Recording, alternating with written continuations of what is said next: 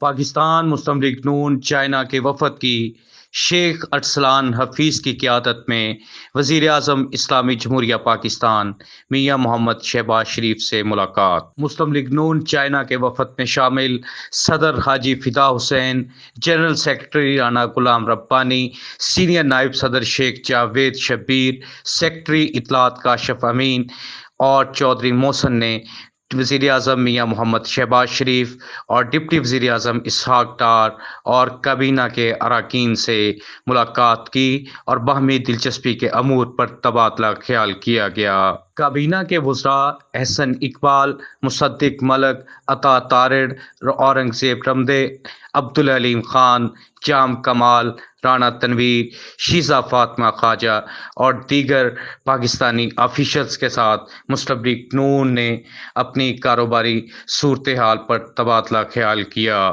اس موقع پر مسلم لیگ نون چائنا کے وفد کے ارکان نے اظہار خیال کرتے ہوئے کہا کہ وزیر اعظم اسلامی جمہوریہ پاکستان کے دورہ چین سے چینی کمپنیوں سے دو طرفہ معاہدے، پاکستان سے بورڈ آف انویسٹمنٹ، کامرس اور نیشنل فوڈ سیکورٹی کی چینی اداروں سے بزنس ٹو بزنس اہم ڈیلز طے پا گئی ہیں۔ وفاقی وزیر سرمایہ کاری بورڈ عبدالعلیم خان اور وزیر تجارت جام کمال خان کی چائنیز کمپنیوں کے سی ای اوز کے ساتھ ملاقاتیں پاکستان میں ترقی کے راستے کھولیں گی۔ اس موقع پر وفاقی وزیر عبدالعلیم خان نے اظہار خیال کرتے ہوئے کہا کہ چین اور پاکستان کی بزنس کمیونٹی کے مابین دو طرفہ اشتراک خوش آئند ثابت ہوگا۔